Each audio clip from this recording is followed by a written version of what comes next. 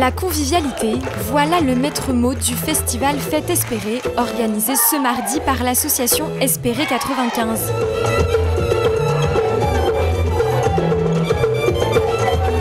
Cours de danse, concours de cuisine et concerts ont envahi le dôme de Pontoise.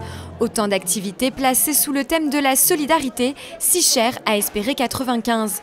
Et quoi de mieux qu'un festival pour faire connaître les nombreuses actions de l'association qui lutte quotidiennement contre l'exclusion et les inégalités sociales. On a décidé de bousculer un petit peu nos frontières et puis de sortir un peu de l'entre-soi.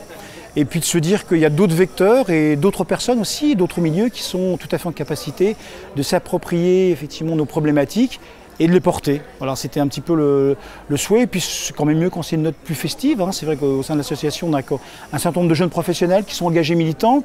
Et je pense que la fête, ça résonne. Une stratégie qui semble avoir payé. Quelques dizaines de visiteurs se sont déplacés, attirés par les animations, et ont ainsi découvert le but lucratif de la manifestation. C'est bien de savoir aussi comment ça se passe pour les personnes comme ça, qu'il y a des associations, comment elles sont subventionnées, ce genre de choses. C'est très intéressant d'avoir ce genre d'événement pour ça en fait, parce qu'effectivement je ne connaissais pas du tout.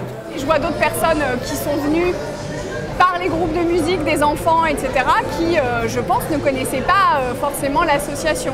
Donc j'imagine que ça, vu les participants, les intervenants, ça ouvre au-delà des rangs habituels en fait. Et parmi les participants, des personnes aidées par l'association ont elles aussi tenu à être présentes. Parmi elles, Yolande, cette Camerounaise est arrivée en France seule il y a 2 ans. À l'époque, Espérée 95 l'a alors aidée à se loger et à s'intégrer. Pour elle, ce festival était donc l'occasion de partager son expérience. Parfois, il faut faire parler, sinon je ne connais pas en profondeur l'association. Mais telle que moi je la vis, c'est utile de parler. C'est l'occasion de changer avec d'autres personnes. Parce que là, on a déjà fait d'autres connaissances, oui.